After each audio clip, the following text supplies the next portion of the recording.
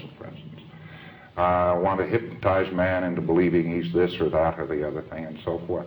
It comes a terrible cropper with Scientology because such a man becomes unbrainwashed, you might say. He becomes unhypnotized.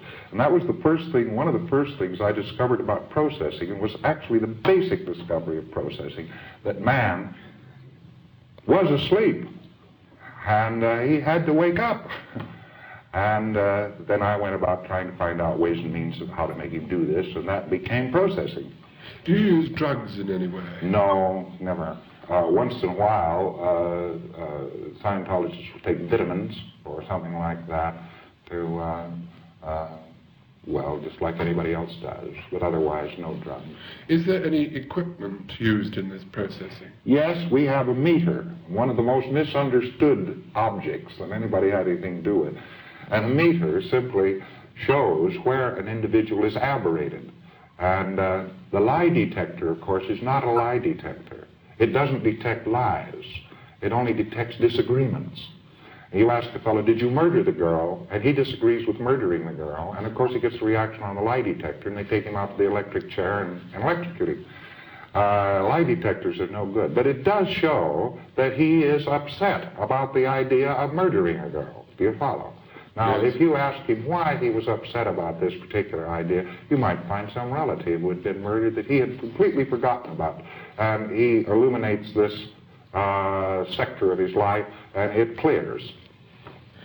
How would you describe the mental state of a patient during processing? Well, I've never processed a patient, so I wouldn't know, you see, because patients are people who are sick, and in mental institutions and that sort of thing, and although I've worked with such people just in the normal experience of existence, this has nothing to do with Scientology.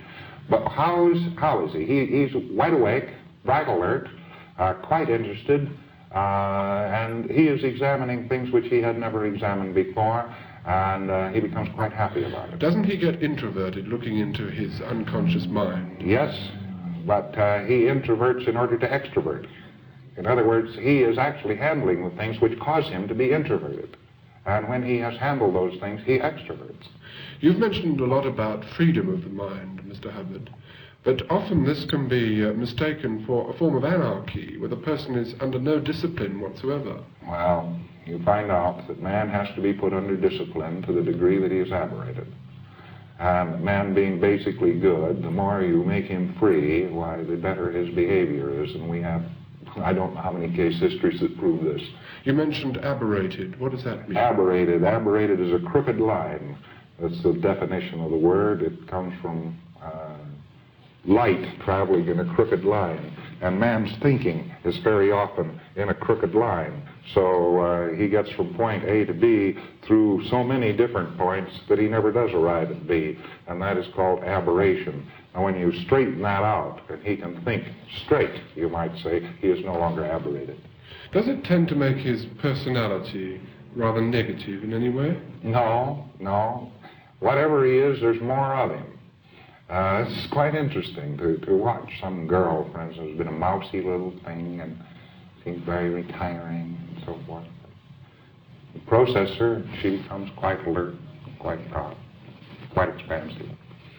People do change then. Does this happen very quickly? Very, very quickly. After, say, a certain number of hours of processing? Yes, yes. There's no telling how long it will take. Sometimes it's 20 minutes for a certain level. And can you register their progress? Oh, yes. Well, of course, there are tremendous batteries of tests which register this. There's such a thing as reaction time. A man's reaction time changes, his IQ changes, all kinds of things change. There's tremendous numbers of things which alter in a person. And the odd part of it is they alter for the better. And that's where the hope is for man. There is hope for man. He is not just an evil beast who will get worse and worse and worse and worse. With Scientology, he can get better, and he can get kinder and more decent and more tolerant of his fellow man, and perhaps some of the basic goals of religions of the past can be attained with Scientology. Mr. Hubbard, do you find any opposition coming towards Scientology from the organized religions? Not really anything that I would call opposition. Naturally,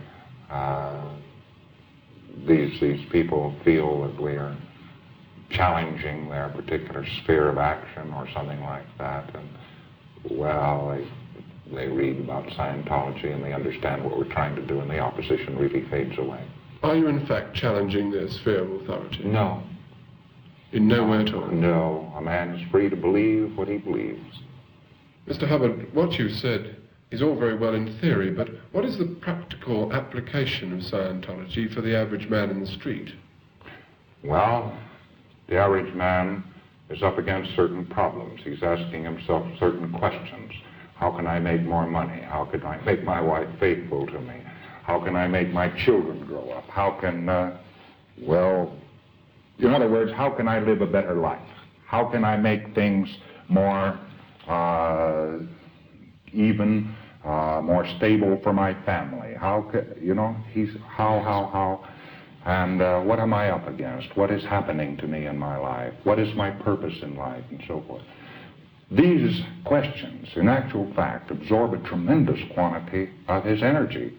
And he himself is not able to go out and do anything very progressive about it. So the best thing for him to do is to go out and do something about it. But he can't do anything about it because he is so immersed in this. So actually, in Scientology processing, he resolves these questions. He understands what he's doing. He knows what he wants to do. And he makes up his mind and he goes ahead and does it. And he turns from a man who is simply a puzzled, static being into somebody who is more dynamic, who is able to accomplish something. You seem to me to have a pretty low idea of the normal human's life. Well,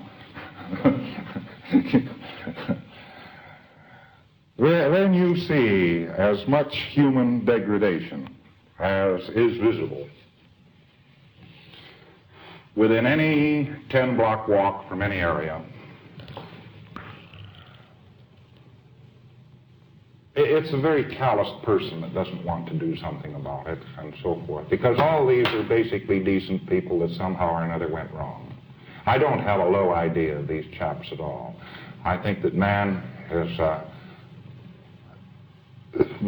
what he is, and he can be better, and that is all, I think. But actually, every great movement in the world today has as its common denominator an effort to improve man and his lot. So if that is the case, then everyone must have a pretty low idea of what man is all about.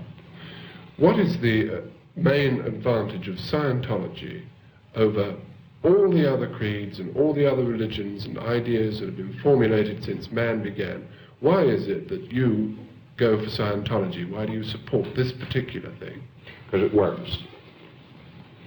And that is really the only reason it works. This doesn't say that other things don't work, but they tend to be impositive. But I never would criticize any other religion. I'd like to end on a more general subject and look at Scientology as it is today. Do you see it as a growing force?